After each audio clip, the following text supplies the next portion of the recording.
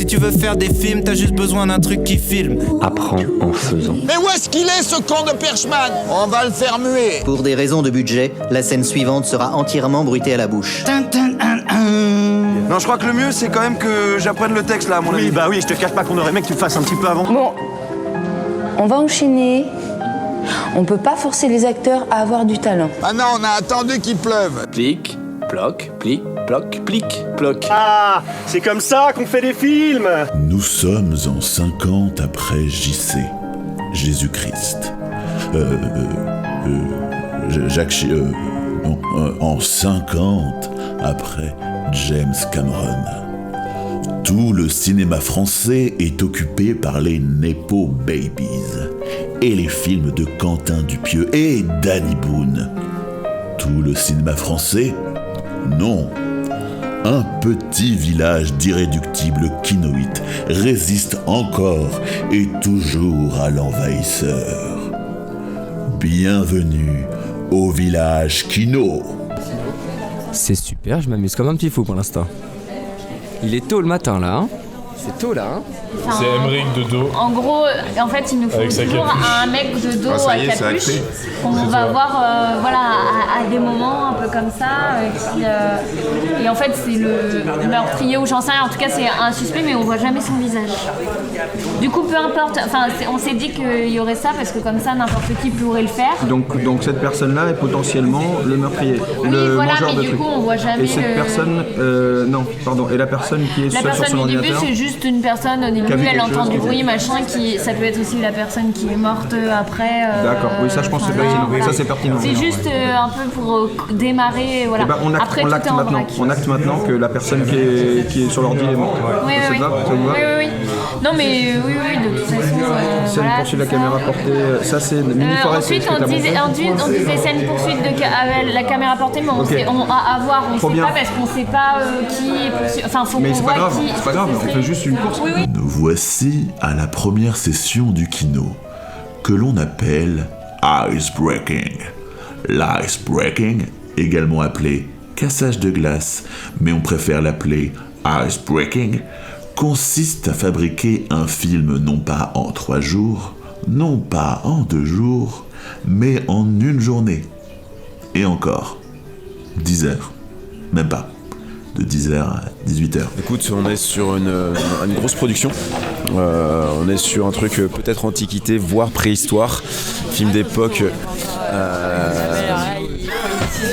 Tout seul. On pense peut-être au premier homme des cavernes qui va sortir de camp. Ouais, c'est un truc un peu fantastique. Mais il reste quand même sur un film d'époque. L'Icebreaking est la seule session avec un thème imposé, un genre imposé. Et pour vous permettre de casser la glace, les équipes sont prédéfinies. Les gens ne se connaissent pas.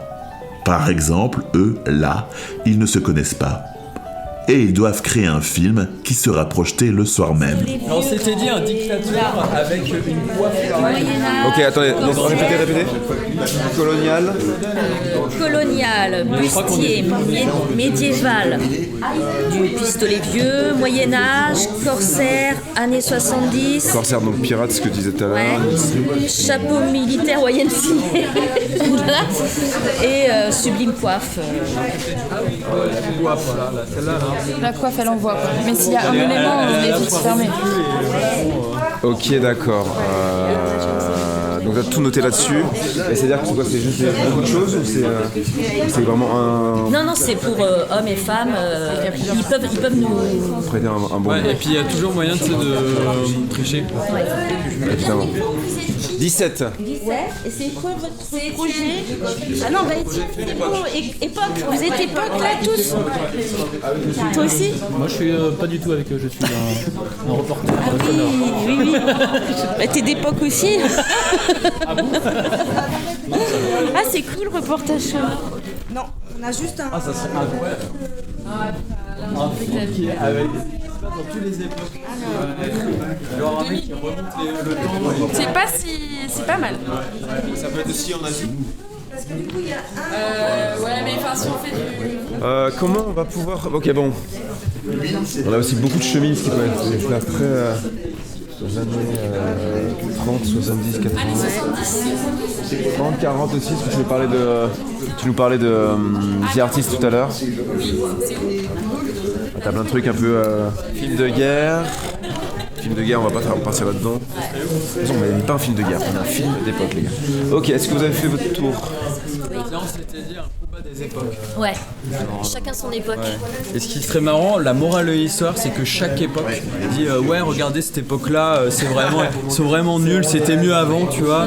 Et puis au fur et à mesure, on arrive jusqu'à aujourd'hui, ah bah non, en fait, c'est pas forcément mieux qu'avant. Sinon, on pourrait faire un truc, c'est un combat d'époque. Chaque époque était mieux avant. Et mais je pense que c'est moi qui. J'adore ton idée. Merci beaucoup. C'est marrant, mais ça me dit un truc. Ouais, je pense qu'on devrait faire ça. Ça peut être pas con. Tu veux que le chef? Mais comment le raconter Ok, donc on a une idée qui est intéressante. Genre un personnage, c'est un conte initiatique un peu, enfin quelqu'un qui arrive dans les époques et... Mais non, tout simplement on commence, je sais pas, à la préhistoire et puis après ils arrivent à l'Antiquité, l'Antiquité on arrive au médiéval et au médiéval on arrive à... Mais on suit un personnage principal, à la Renaissance, etc. Et maintenant justement il pourrait avoir plusieurs personnages principaux. Non, Étienne. Un personnage principal, des personnages principaux. Quelle image tu donnes du kino? Un ramassis de saltimbanques fâchés avec la langue française? Ici, c'est la France. On parle français. La France. Aux France...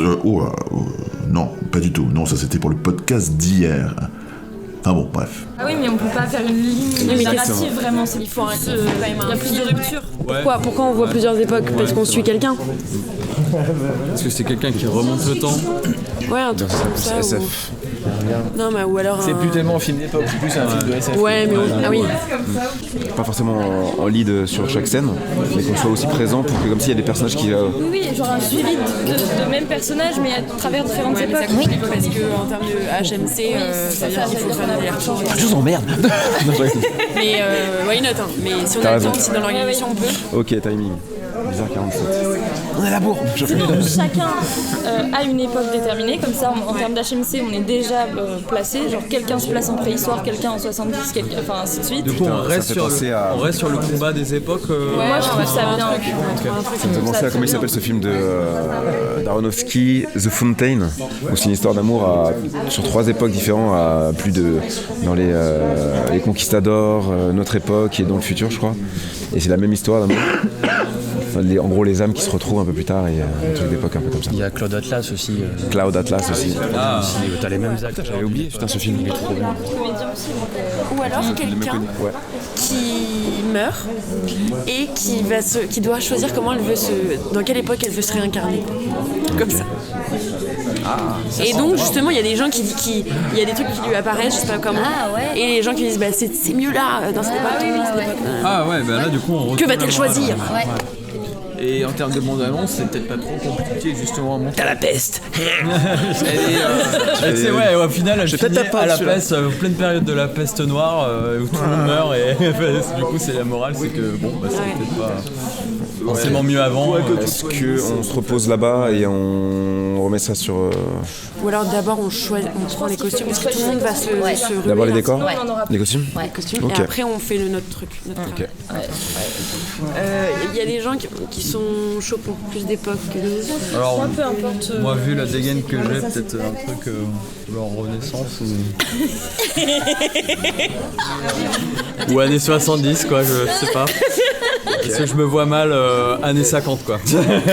On va pas se mentir, mais années 10. Ouais, c'est ça. Renaissance ou 70. Ouais. Oui, bah ouais. Années 30. Ouais. Gaulois éventuellement aussi. Gaulois aussi, ouais. C'est artistes et tout avec. Sagan. T'as une bonne tête de Gaulois. Bah, on m'a déjà dit que je ressemblais à Astérix. Voilà. Non, plus grand. C'est vrai. On m'a dit, tu ressembles à Astérix. C'est quoi? C'est Leonardo Vinci. D'accord. La moustache. Peut-être que dans ces cas-là, la coiffe peut être intéressante pour quelqu'un de nous. Parce que c'est un truc très grandiose. Donc, si on traverse cette époque-là, c'est très représentatif. Un roi et une reine. Un roi et une reine, rien que ça. On est combien? On est 7, on est d'accord, plus notre ingé son, qui va faire que du son, je suppose. Tu veux faire quoi comme J'ai une idée. Pour années 30, en mode The Artist muet, la personne tombe dans un endroit où en fait on n'entend rien. On ne veut pas parler. Ouais. Ok. Avec des petits. C'est une bonne annonce, ça bien pas. Ça peut être jouable. Pas ouf là, à l'époque. On parle pas sur de la SF un peu? Non. Non. Non, c'est pas de la SF. C'est pas de la SF, d'accord. Oui, mais c'est un mélange, on s'en fout. En vrai, on suit le mot époque. Il y a époque. SF. Tu sors. Je n'ai pas dit ça, non. Le geste fait bizarre quand même. Mais c'est vrai que ça fait un peu SF, mais je pense qu'on fait un peu. Il n'y a pas de flicage. Ne sors pas ça de son contexte. Un film d'époque SS. C'était Village Kino. Et maintenant, générique. Réalisation et montage, Gillian Cofourier. Mixage, Alexis Lamarre. Voix off, moi-même, ou communément appelé Gabriel Gillotte. N'hésitez pas à me contacter si vous aimez ma voix. Et vous pouvez me retrouver tous les samedis à Leclerc pour des animations. Leclerc, pour le meilleur et pour le prix. Je prends aussi les premiers rôles. Hein? Comment? Je m'égare? Ah oui. Merci à la ville de Caen, à l'Ogre, à Mavada et tous les partenaires. Village Kino, un podcast Kino Caen.